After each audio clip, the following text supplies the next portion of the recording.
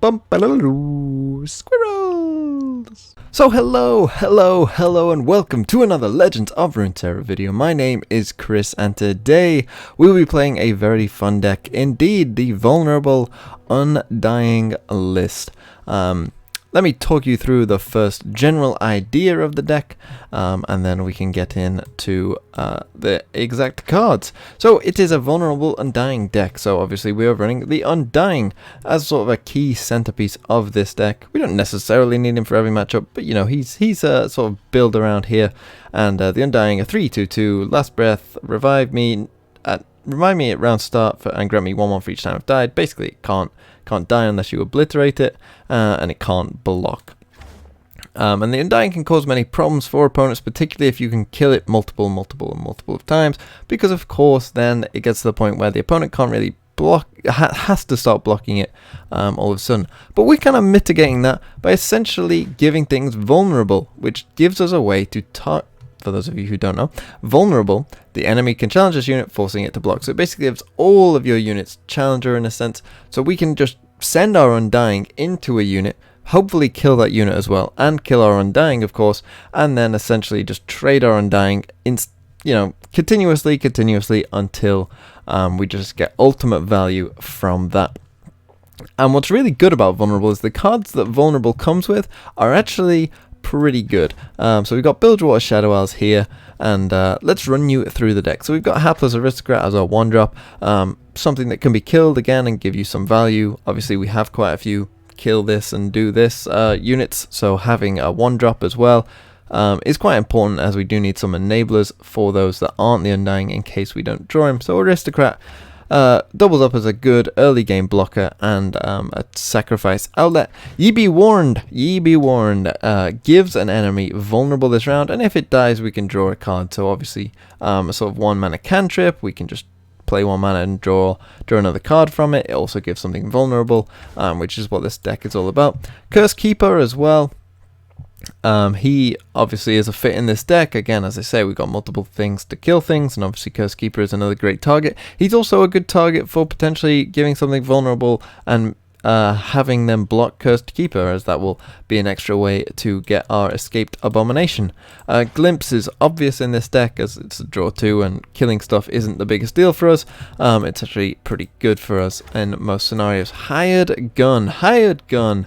I think people have slept on this card a little bit. I think it's a pretty solid 2-drop. It's probably not the most value if you play it on 2, but it's pretty solid on 2 if you need to, as it's a 2/3, and it's pretty solid in the late game. And I think any unit that is fine as a top deck, is fine as an early game unit, is pretty good, and that's why I think Hired Gun is a fairly strong card.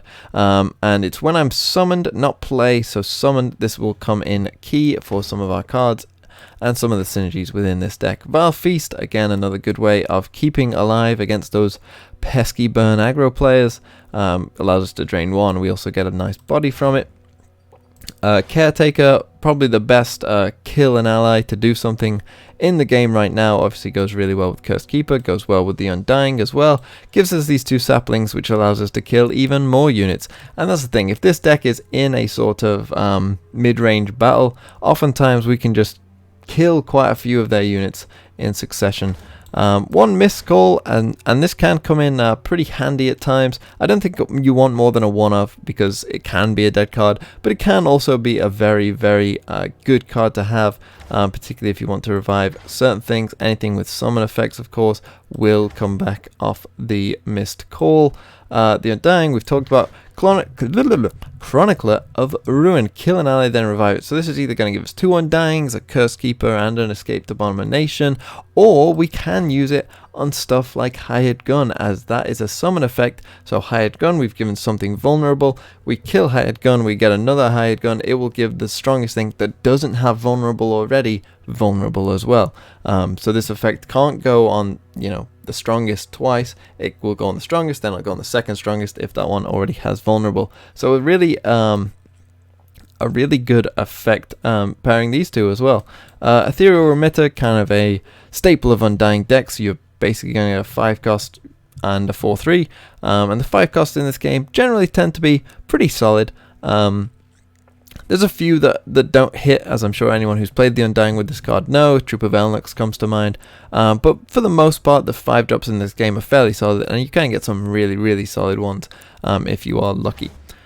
Grasp of the Undying. Now, I was running 2 Grasp, 1 Whale, but obviously we're running Grasp for the aggro matchup to try and survive as long as we can, and I thought that Whale is much worse where the current state of the game is, and that's because of Crimson Disciple and its sort of prominence in those decks, as Crimson Disciple is one of the stronger aggro cards at the moment and doing face damage to people, and Grasp can kill that. Unlike Whale, which is a big downside of Whale, is that it actually does damage to you on a Crimson Disciple. Grasp will at least deal with it, and because we are mainly focused on surviving an aggro matchup, if we are in a mid-range matchup, we shouldn't need Grasp too much because of all our vulnerable, and if we're in a control matchup, obviously Grasp probably isn't doing that much anyway, so it's specifically focusing on the aggro matchups, and with the current state of the meta, I think Grasp is better than Whale, as they aren't trying to swarm you, they aren't spiders trying to go wide, they're just single targets that are kind of beefy, that are doing direct damage to you, and Grasp can really help you win that game. Razor Scale Hunter, where is he? Oh my god, this card is insane. I did not realize how good this card was.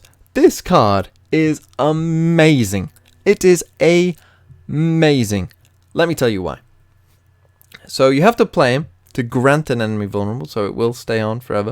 And that's the good thing about a lot of these vulnerables. Apart from Ye Be Warned, all these units will grant them, which means that they will have it forever. Raid Scale Hunter comes down, you give something vulnerable. It's got Scout, it's a 4/4. That's okay. The thing is with this card, if you grant something vulnerable that's weaker than Razor Scale Hunter, let's say it's a Fiora, for instance. So you got a 4/4 and Fiora's a 3/3. You go in to kill Fiora with this on the Scout attack. Now they can trick you out with their Fiora, you know, they're playing Fiora, they trick you out, right? And they get their first kill and then, ha, I've tricked you out. Let's say it's a repost or something like that. But then you've blocked their barrier. She still got vulnerable. And you can just take something else and kill her. Now, yes, they've got a decent trade there, but they didn't stop that much from happening. And otherwise, this card can attack twice in a turn. It's just mental. It will often just kill something. It can kill 2 units. Oftentimes, if 2 things have vulnerable, you can just kill one, kill the weaker one, and then kill the stronger one. As long as it doesn't have more than 4 health. This card gets value pretty much all the time in this deck, and is a real threat on its own. And because of vulnerable, what that allows us to do is drag their big threats away. It's like the little saplings, essentially, in a lot of ways. And we can take, if they've got something that we just can't kill, is just, think of Unyielding Spirit, right? If they've done that on something, we could just drag it to the end to a unit that we don't care about and allow us to attack with all of our big units. And this card has really, really made an impression on me when I've been playing with this deck. It's been really good. A 2 of Sheriff Laureate Rose. Obviously, when I'm summoned, grant all enemies vulnerable. This can be very effective in mid-range battles. Think Mono Demacia, as it allows us to make all the favorable trades we can. And it is a summon effect as well, so again, if you Chronicler of Ruin it will go and get more value. So a pretty strong card there. One Rasa in there as well. Rasa is a play effect, so don't Chronicler of Ruin Rasa, it won't work. But is a pretty strong card in this deck. Obviously, quite a few things are going to be dying, and Rasa, now that not everyone is playing it all the time like it was quite a while ago now, Rasa has turned into a surprise card that people don't expect, that when you play on 8, it can just completely change the game. And oftentimes you can block knowing that you have Rasa, which, leaving them with only 2 options left on the board, and kill those 2 big threats from Rasa. So it's a really, really strong card, very powerful, and can swing games, can turn losses into wins. And 1 of a Ruination. Obviously, with the Undying on the board or something like that, we don't mind if they die, they'll come back. But sometimes you can find yourself a bit up against it, and a big backs against the walls, particularly as like Undying Curse Keeper can't block. So you can find yourself in those tricky situations sometimes. So just resetting the board can be quite a nice way to just, reset the board, and then, you know, your Undyings will stay and whatnot. So that's the deck. Very fun to play, and also it has the advantage of being championless, and that is a slight advantage, particularly at higher levels, because people won't know what your deck is, and therefore they can't mulligan effectively. They can't make the right choices early on in the game until they start figuring out exactly what you're doing. And that's a real advantage, particularly against higher level players, as, you know, higher level players are, you know, better because they're relying on their knowledge of the game and understanding what you're going to be doing. But because this deck hasn't really been seen, and because it's championless, it gives them no clue of what you are doing. You could be doing anything. They could think it's Bilgewater Allegiance. They could think it's, you know, Shadow Isles, Maokai. Well, no, it wouldn't be Maokai. I don't know what the opponent thinks, but it seems to give an advantage, because I've seen people keep really strange hands, or I've seen people play really strange ways against this deck, but it's because they just don't know what the deck is, and so you get a slight advantage in that sense as well. So that's the deck. Let's get into some games. So it looks like we are playing against a control deck, Karina Control with Vi and Elise. The vulnerable tags on this aren't going to be as important. What is going to be important is finding something like our boy, the Undying. So I think I will get rid of everything but the Hapless, as that gives us a turn 1 play, as we really are looking for something like the Undying. Curse Keeper is also pretty nice in this matchup as well. So we can start off with our boy. And then go into Curse Keeper. The reason we play Curse Keeper, if I can use my mouse, is our damage output is only going to be 1, and they're never really going to block this, in truth. So essentially we just potentially could get in 2 damage, like so. As he's going to play something here. He's going to Vile Feast a Hapless. That's a very, very low, like, you know, good for us. Like, of all things, the Vile Feast a Hapless is pretty nice for us. Here we can play second Hapless, I think. And next turn we can go into the Blighted Caretaker on the Cursed Keeper, which is going to... was that a mistake? We're gonna kill you, get a 4/4, get 2, 3, 4. Okay, yeah, no, we're good. I worked it out. we couldn't have had any more, but we got it. We got there. And now he's gonna need... I mean, Whale obviously is pretty good at this spot. I think you would just come down with any sort of Whale here. He's playing 2 spells. And that's Gotcha into Static Shock. That's kind of fine. You know, he's wasting two resources there. Unfortunate for us that he drew Gotcha that turn, but not much we could do about that. So obviously we just kill the spider and deal some damage to him. Fortunately we haven't found an Undying, which is really unfortunate in this game, as that is what you want to be doing. Turn 5 now. Could potentially try and get a 3-drop from the Hapless. There's Vi. So I'll just wait. See, attacking now I actually think is a mistake from him. I don't think that's really changing the board state anyway. I will do this. So we get the spider and we get Iron Ballista. Not bad. Now we can go and give Vi vulnerable if we want. And I think that might be in our interests. We can chronicle this. We've obviously got the second Sheriff, but it means that we can drag it with the Spiderling, and that's where this deck can come into effect. Is that we can essentially just say we're choosing where these things are going to go. So he Thermo Beams the Rose. That's also fine. We can get an 8 damage here, as we can just drag Vi to the spider. And this is what we're essentially going to be trying to do from now on, really. And we can kill this Ethereal Remitter and potentially get a 7-drop. There's a Rasa, that's pretty nice. You kind of want Rasa on the turns that they're attacking, but that's fine as well. Elise isn't doing too much here. So I think... what do we want to do?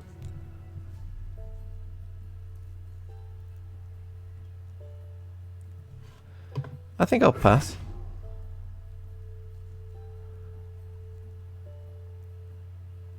He could potentially pass as well. Yeah, he does. So now we could save for Rasa if we wanted to. Be a pretty big swing, I think. So let's go for that, I think. He's down on 7, but I don't think we're going to win the game anytime soon. Fortunately, he will block. Let's see what he does. I kind of hope he keeps this alive, to be honest. So drains a spider. Base gotcha. Okay.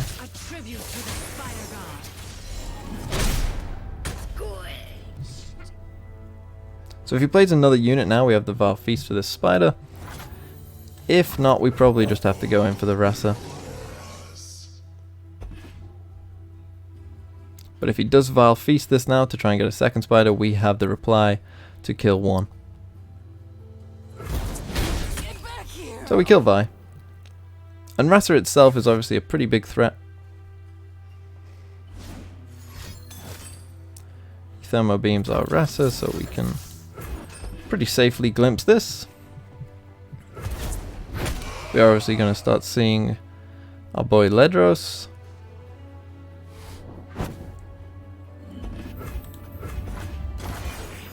Which could be a bit of an issue, but not too worried. No, just Skitter, so that's kind of fine. Right now, we kind of want to be as mana efficient as possible here, which means that Sheriff Laureate isn't doing much. So we can do that. And we could potentially play Chronicler. I know we're not getting the most value from it, but we do want to be... Okay, Brood is going to slightly change what we do here then. Instead of that, all we're going to do is simply Vile Feast these 2 spiders. Get some spiders of our own. So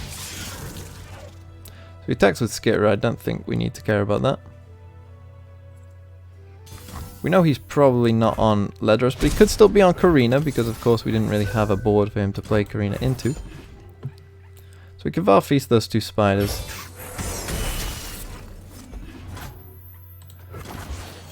And then, what's good about this scout mechanic as well is obviously it allows us to attack...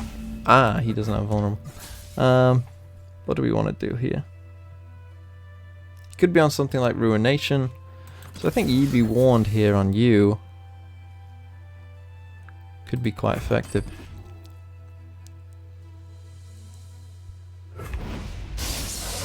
Because now if he Ruinations or something like that, we still draw the card from that. He just plays another Vi. So we can drag you for a start.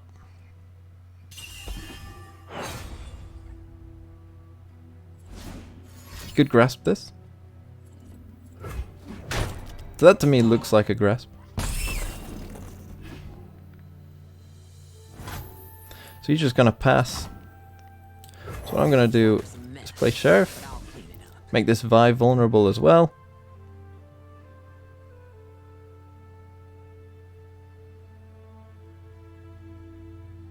And now we're seeing the effect that we can have. So there's Elise. Could go for Chronicler here as well. Make sure that Elise can be grabbed also. Did want to go for the Undying, but I think we're fine right now. Mystic shots you. That's kind of okay. So right now we can attack with you, take you there, take you there. We could deal the 1 damage, but I don't want to level up Vi yet. So we can afford to do this, I think. So we got two very favourable trades there. And that's the power of vulnerable, essentially. Now, obviously, his Vi is going to level up. He just wants to kill the little spider. That's fine. As long as he doesn't have Karina, I think we could be okay here. He has to attack for this, by the way, for it to work. So we'll play the Undying, which makes his Karina slightly worse. Plays Whale. That's fair enough. That's kind of annoying. We can Remitter here. We got the worst. We got the worst one. And we can play you. And I mean, right now we're pushing lethal unless this is some sort of drain or kill effect, which very well could be, of course. So our question becomes now, what is in his hand? What's the biggest threat? If we wait, he could play Brood or something like that, and we don't have a great answer for it. If we just attack right now, we can potentially end the game.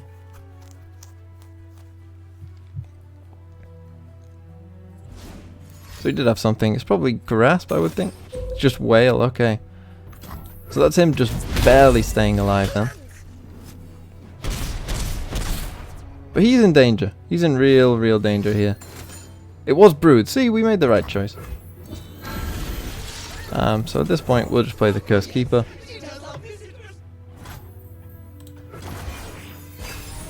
We know that obviously at some point we can play Caretaker. We've also got a nice Ethereal Remitter here.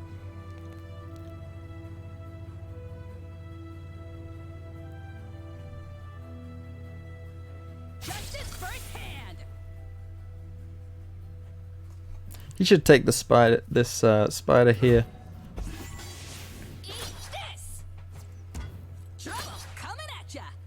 And he will. Now that leaves us down on 6.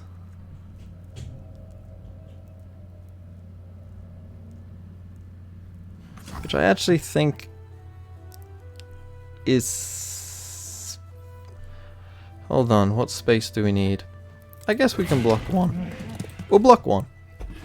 Just because we kind of need the space for these saplings as well.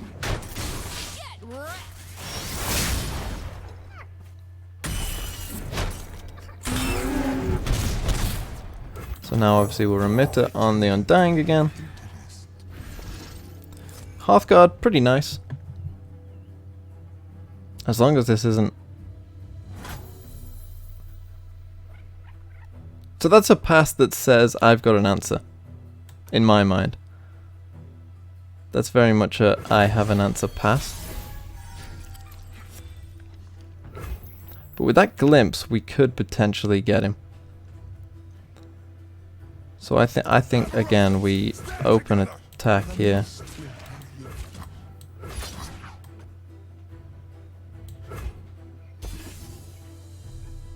Because I think this glimpse could get him.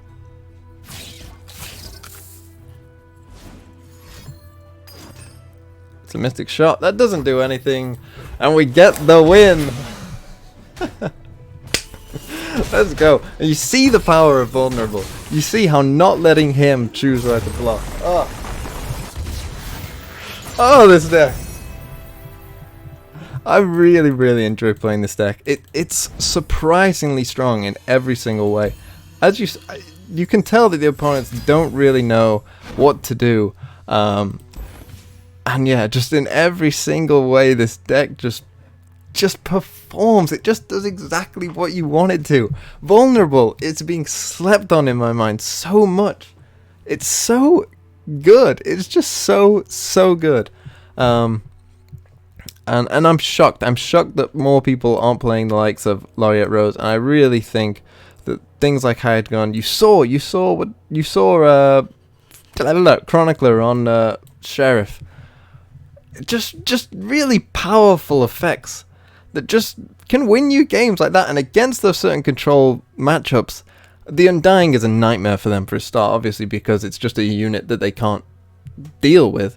And then the power of vulnerable, you know, they want to set up these nice clean blocks and they just can't.